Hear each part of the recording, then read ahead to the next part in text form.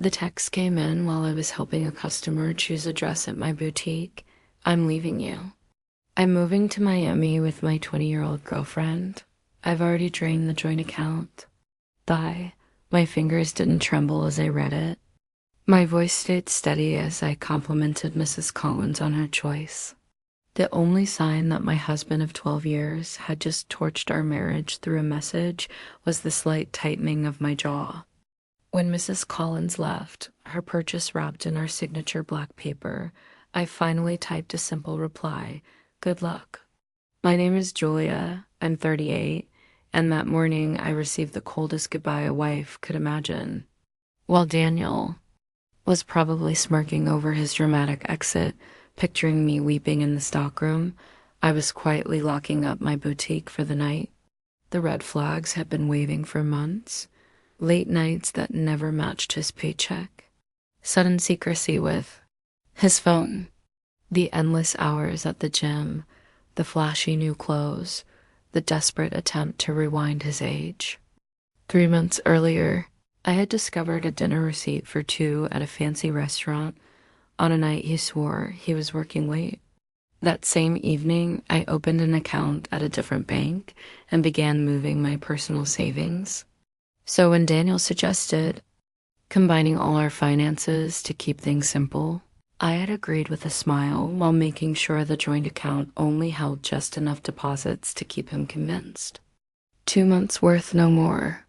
Meanwhile, I had carefully tracked every shady purchase he'd made over the past year.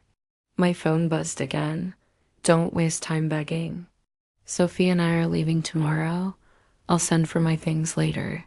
Sophie, the new receptionist at his office. I'd met her at the holiday party, too giggly, too eager, touching his arm when she thought no one was watching, young enough to be his daughter, naive enough to believe she was different. I didn't respond. Instead, I dialed my attorney, the same one I had consulted weeks earlier when I spotted hotel charges on our credit card. "It's time," I said flatly. He finally showed his hand. She replied, "Everything is prepared. Should I have him served in Miami?" "No hurry. Let him think he's winning for now." Another message from Daniel arrived. "I know this stings. You're not getting any younger, but at least you've got that little shop to keep you busy." That little shop. The boutique I had built from nothing. The business that earned more than his middle management salary. The one I had always kept legally and financially separate. I smiled, picturing the court papers already waiting in his future. That night, I stayed in my house, the home I inherited from my grandmother, which I had never added his name to, no matter how often he asked, a decision that had just paid off. While organizing the files for my lawyer, I came across our wedding album. Daniel looked like a different man back then, before his midlife crisis turned him into a parody of himself squeezing into too tight shirts, using slang that didn't suit a man pushing 45, chasing youth like it was for sale. The texts kept coming, each one more smug than the last. "I've been planning this for months. Sophie understands me in ways you never could. You'll be fine, maybe find someone your age. My family already knows. They agree we just grew apart." I screenshotted every single message and added them to my growing evidence folder. Proof of his betrayal, his financial games, his arrogance. Then another text lit up the screen. "By the way, I used the joint card for our flights and hotel. Call it my farewell gift. LOL. Perfect." I called the credit card company immediately. "This is Mrs. Reed. I need to report fraudulent charges and cancel a card." "Certainly, ma'am. Which ones?" 2 first-class tickets to Miami booked. Today, a luxury hotel reservation at the Royal Palm, and I want my husband removed as an authorized user. "Do you have evidence?" "Yes. Text messages where he admits to using our joint card after emptying our account." "I'll forward them now." I could hear the representative's restrained satisfaction as she canceled the charges. "Daniel, And Sophie would get a rude awakening at the airport the next day, tickets voided, hotel gone. Minutes later, another text buzzed. Don't worry about the house. I'll let you stay there until you find something smaller. I actually laughed out loud. Did he really think he had a claim to my grandmother's house? His arrogance was almost entertaining. One more ping, and the shop you don't need to stress. We'll figure out a fair payout for my half, his half, of my boutique. The same business he once dismissed as my little hobby. I poured myself a glass of the expensive wine I'd been saving for a celebration. This moment qualified. Tomorrow, Daniel would learn what property law and separate assets truly meant. Tonight, I enjoyed the quiet and planned the next chapter of my life. Asterisk. About financial independence and business ownership. Sometimes the sharpest revenge isn't loud, it's simply being prepared. The emergency hearing on Monday unfolded exactly as I'd hoped. Ethan arrived dressed like a teenager trapped, in a man's body-skinny designer jeans and a flashy blazer that only highlighted his midlife spiral. Outside, his girlfriend Rachel waited uncomfortably, her youth exaggerated under the harsh courthouse lights. My attorney laid out the evidence piece by piece, Ethan's smug texts bragging about draining our joint account, the records of fraudulent credit card use, and a long trail of suspicious charges I had quietly documented for months. Your Honor, Ethan's newly hired lawyer began nervously. My client admits to some impulsive behavior, but Mrs. Lawson's actions have been unnecessarily harsh and calculated. Calculated? My attorney replied coolly. You mean prudent. She safeguarded her separate property and kept meticulous records of her husband's behavior.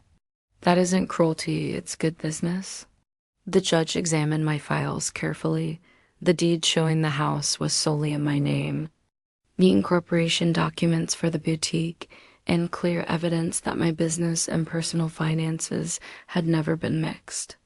Mr. Lawson, the judge said, fixing Ethan with a firm stare, you admitted, in writing, to draining a joint account and using shared credit cards to finance a vacation with your mistress. Do you deny this? Ethan shifted uneasily. I was just trying to make a clean break. By committing financial fraud? The judge raised an eyebrow. And now you're attempting to claim assets that are clearly documented as separate property? Ethan's lawyer tried again. Your Honor, the business flourished during the marriage. My client believes he is entitled to a share. The boutique was founded before the marriage, my lawyer cut in smoothly. Mrs. Lawson has maintained strict separation of business and household finances from day one. Every investment, every expense, every profit is accounted for. I watched Ethan's expression falter. He had assumed everything would be easy, grab the money, run away with his girlfriend, and claim half of what I had built. He'd never respected my insistence on keeping records. He used to call it obsessive. Now it was saving me. The court finds substantial evidence of financial misconduct, the judge announced. All joint assets are frozen until the divorce is finalized. Mr. Lawson is ordered to return all funds taken from the joint account within 24 hours, but that money is gone, Ethan blurted. We spent it, then I suggest you find a way to replace it. The judge cut him off sharply. And this court does not look kindly on using shared funds to entertain a paramour. As I left the courthouse, I heard Rachel asking Ethan what would happen to their Miami trip. His mumbled excuses were drowned out by the steady click of my heels on the marble floor, carrying me back to the business he had mocked but never understood. In the weeks that followed, Ethan grew desperate. He tried claiming the boutique had been his idea. He insisted he'd invested money in it early. Days, even hinting he'd been my partner all along. Each claim collapsed under the weight of my carefully preserved paperwork. He's floundering, my lawyer told me with a faint smile. His girlfriend's social media shows they're staying in her small apartment now. Reality doesn't. looked quite like the glamorous escape he imagined. Even his family began to backtrack.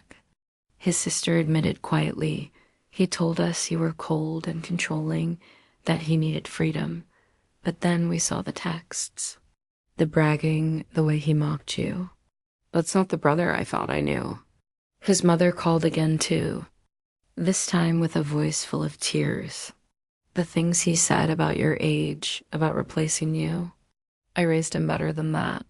I let her words go to voicemail. Support that comes too late isn't really support, it's survival instinct. Meanwhile, my boutique flourished. Women came in not only to shop, but to show solidarity. Some whispered their own divorce stories as they bought more than they'd intended. My ex tried the same stunt, one customer said, clutching a new designer handbag. Men like that always underestimate us. Ethan's texts grew more erratic, swinging between anger, pleading, and manipulation. "You've ruined everything. I didn't mean to hurt you. You'll regret being so vindictive. That business wouldn't exist without me." I forwarded each one to my lawyer without a word. Let him trap himself deeper. Rachel eventually began posting about toxic relationships and learning from mistakes. She had removed Ethan from her life as quickly as she had added him. I almost pitied him, almost. But then I remembered the cruel little haha he sent after draining our account. The condescension, the arrogance, the assumption that I'd crumble without him. What I felt instead wasn't pity. It was pride. Pride in my foresight, in my patience, and in the fact that while Ethan underestimated me, I had been quietly writing the ending to his story all along. Business was booming. I had hired 3 new employees and expanded into an online store that was quickly attracting attention across the country. Word of Daniel's downfall filtered back to me through old acquaintances. He had tried online dating, but women his age weren't interested in a middle-aged man living with his parents. Younger women, warned by Chloe, avoided him altogether. After she shared screenshots of his desperate attempts to win her back, his career collapsed too. The HR department at his company had launched a probe into his relationship with a junior employee. The result, a formal reprimand, and the promotion he had been counting on was handed to someone else, someone without a history of crossing professional boundaries. Daniel tried to spin it as age discrimination. Rachel, my attorney, told me he even filed a complaint, but HR just added that to his record. One afternoon, his sister walked into my boutique. She ran her hand across a silk scarf before whispering, "We didn't stand by you at first." He played the victim so convincingly, but watching how he acted afterward, I'm ashamed we ever believed him. Her visit said more than words ever could. Even his family had turned away from him. Rachel kept me updated as Daniel continued to challenge the divorce settlement. Each attempt was struck down. His absurd claim that his text about draining her account was a joke made even the judge laugh. Did he think adding haha makes theft less illegal? She told me. Meanwhile, my boutique was flourishing. Local business magazines wanted to feature my journey, not as a wronged wife, but as a resilient entrepreneur. Young women often asked me for advice. The best protection is preparation, I told one, and never ignore your instincts. Occasionally, Daniel's mother called. Her voice carried the weight of disappointment. He had gambled online, fallen for pyramid schemes, and buried himself deeper in trouble. We offered to help if he'd take responsibility. She sighed, but he still blames you, Chloe, his company, even the judge. I listened politely, but their family turmoil no longer concerned me. My life was moving forward. I was planning a 3rd boutique location and exploring luxury accessories. In my office hung a framed screenshot of Daniel's final cruel message, "Have fun with your little shop. At least it'll keep you busy in your old age." Beneath it sat my latest business award, proof that the best revenge is success. A year after the divorce, I opened my third location. Media coverage focused not on my failed marriage, but on my thriving brand. Daniel had become a footnote in my story. During the event, Chloe unexpectedly appeared. She shifted nervously before admitting, "I believed all his lies, that you were controlling, that you crushed his dreams." Then I watched him run the same manipulations on me. That's when I realized those weren't dreams. They were excuses. I smiled and replied, "Escapes aren't the same as dreams. Real dreams are built." Chloe nodded, confessing how Daniel had tried moving into her studio apartment, complaining about the closet, pushing her to take loans for a bigger place. "I finally understood what you meant," she said. "I'm with someone else now. We may be struggling, but at least we're building something real." After she left, my assistant whispered, "Was that the girlfriend?" "No," I replied. "That was just another woman who learned the same lesson I did." My boutique had become more than a store. It was a symbol of resilience. I mentored young entrepreneurs, always stressing the importance of protecting their assets. Even Daniel's mother called one last time, not to defend him, but to thank me. "You showed us the difference between supporting someone and enabling them," she admitted.